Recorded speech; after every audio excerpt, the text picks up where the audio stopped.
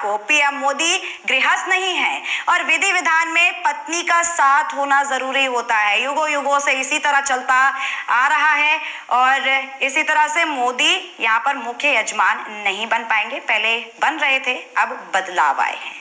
तो ये पूरा मुद्दा है, आपको तफसील से हमने समझाया, लेकिन चर्चा की जरूरत अभी भी है और इसी के लिए हमारे साथ विशेष मेहमान जुड़ चुके हैं। आपको सबसे पहले विशेष मेहमानों का तारुफ करा दूं। हमारे साथ पीयूष पंत जी जुड़े हुए हैं, वरिष्ठ पत्रकार हैं। सर, आपका बहुत बहुत स्वागत है। इसके अलावा बीजेपी के नेता शांत प्रकाश जाटव जी हमारे साथ जुड़े हुए हैं। सर, आपका जुड़ने के लिए बहुत बहुत शुक्रिया, आपका स्वागत है। इसके अलावा हमारे साथ बड़े वरिष्ठ पत्रकार हैं, कद्दावर जर्नलिस्ट हैं, डॉक्टर सुधीर सक्सेना चर्चा के लिए जुड़ चुके हैं। सर, आपका भी स्वागत है। तो इससे पहले मैं चर्चा को शुरू करूं, सबसे पहले थोड़ा सा यहाँ पर हैरत पेश करूंगी जाटव जी, ये क्या विडंबना आ गई? अचानक से इतना बड़ा बदलाव कैसे आ गया? सोचिए, जिस नेता के नाम पर आपकी पार्टी राम मंदिर के बनने पर बिगुल बजा रही थी, अब वो प्रतिष्ठापन नहीं कर रहे, अब कैसे आपकी पार्टी जीतेगी? क्योंकि मैनिफेस्टो में रह गए कि राम मंदिर ही पार्टी चला रही थी। अब थोड़ी पब्लिसिटी कम होगी तो मलाल तो नहीं रह गया? जाटव जी देखिए, आपकी जो भाषा है, इस विषय को जिस तरीके से आप रख रही है, मैं समझता हूँ कि आपने इसका पूरा अध्ययन नहीं किया। बेसिकली 2020 में जब राम मंदिर का शिलान्यास किया गया था, उस वक्त जजमान जो थे डॉक्टर रविंद्र नारायण अपनी पत्नी के साथ थे, क्योंकि प्राण प्रतिष्ठा एक ऐसा क्रियाकलाप है कि इसमें 10-11 दिन जो है, जो उसके पूजन करते हैं, उनको वहां के विधि विधान के अनुरूप रहना होता है। ठीक इसी तरीके से जो अब 22 तारीख को जो प्राण प्रतिष्ठा की जा रही है, उसमें अनिल मिश्रा जो ट्रस्टी है अपनी पत्नी के साथ रहने वाले, और वो 11 दिन से मतलब अभी वो शुरू हो चुके हैं उस सारी व्यवस्था के साथ में, उसके जो प्राण प्रतिष्ठा के लिए तय की गई जो व्यवस्था है उसके अनुसार। तो वो उस तरीके से, ये ऐसा नहीं है कि पहले ये मोदी जी जो है वो प्राण प्रतिष्ठा स्वयं करने वाले थे, वो प्राण प्रतिष्ठा में रहने वाले थे और जिस वक्त शिलान्यास हुआ उस वक्त में वो रहे। अब प्राण प्रतिष्ठा के लिए जो नियम है, स्वाभाविक बात है, उसका पालन तो करना पड़ेगा। तो जो व्यक्ति और जो परिवार जो है इसका पालन कर सकता है, वही उसको करता है। माफी चाहूंगी, आपको बीच में रोक रही हूँ। नियमों की बात बीजेपी पार्टी से की जाए, विधि विधान की बात आपसे की जाए बीजेपी पार्टी से, ये कुछ जज नहीं रहा, क्योंकि खरमास की बात भी अभी आगे आएगी, वो सभी मैं लाऊंगी। हालांकि बहुत बेहतरी से मैं जानती हूँ शिलान्यास के वक्त कौन थे और इस वक्त कौन है। क्या आप इस बात को नकार रहे हैं कि अभी तक ये खबरें नहीं चल रही थी कि गर्भागृह में जो 5 लोग रहने वाले हैं वो योगी जी, मोदी जी, हमारे राज्यपाल मोहन भागवत और आचार्य होंगे? क्या आप इस बात को नकार रहे हैं? जो ट्रस्ट के अध्यक्ष को बोलने का मौका दूंगी, आप एक बार सवाल सुन लीजिए। अगर ये 5 लोग अभी तक ही कर रहे थे और अब खबर में बदलाव आ गया है, तो आप ऐसे कैसे कह रहे हैं ये पहले से डिसाइडेड था? बदलाव लाया गया है तो प्री डिसाइडेड नहीं था। इन 5 जगहों में अनिल मिश्रा तो पहले था ही नहीं, थे ही नहीं। अरे जो मैंने बताया ना कि प्राण प्रतिष्ठा करने का नियम है और वो सपत्नी करना है, और पहले भी प्राण प्रतिष्ठा हुई है। जिस वक्त में मंदिर का शिलान्यास किया गया उस वक्त भी प्राण प्रतिष्ठा हुई है, उस वक्त भी डॉक्टर रविंद्र नारायण जो है वो पत्नी के साथ में 11 दिन तक उन्होंने वो सारे नियमों का पालन किया। तो ये आप लोग अगर कुछ बात पका रहे हैं तो वो प्रॉब्लम मीडिया की है, मगर जो व्यवस्था जो शास्त्रों के अनुसार है उसका पालन किया जा रहा है और उसको पालन करते हुए इसका विधि विधान के साथ में सभी चीजें हो रही हैं।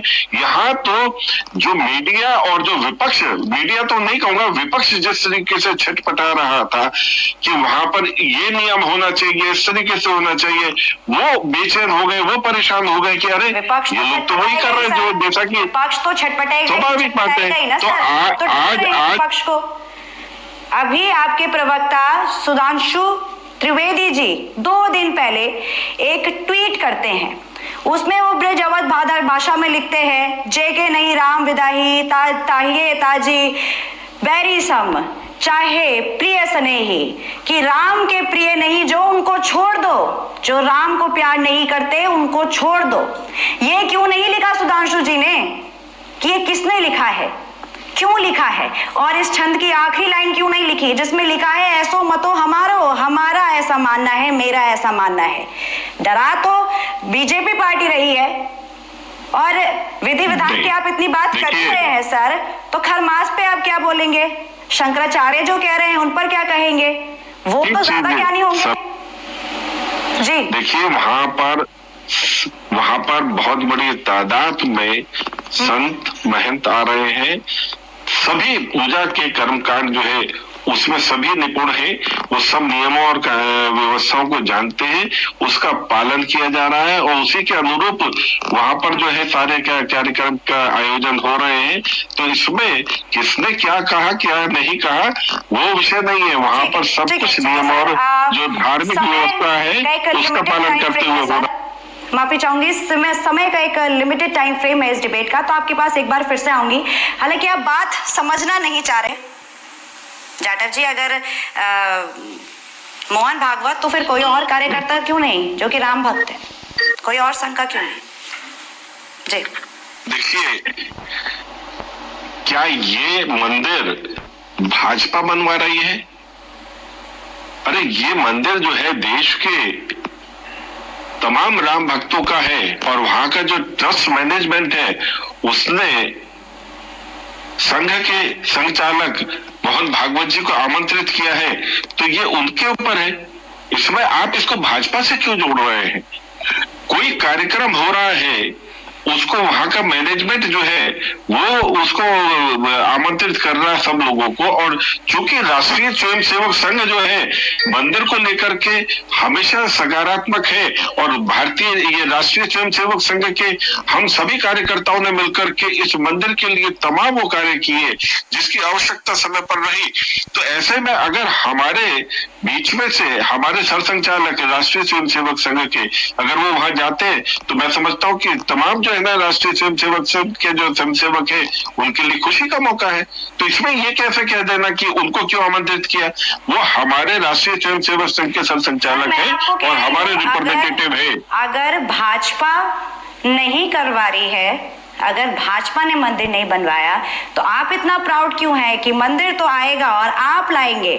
चलिए वो भी कोई बात नहीं, वो भी कोई बात नहीं, ये मुद्दा नहीं है। मैं दावा करती हूँ कि आप ये प्राण प्रतिष्ठा इलेक्शन के बाद करवा दीजिए या फिर ट्रस्ट वाले करवा दीजिए।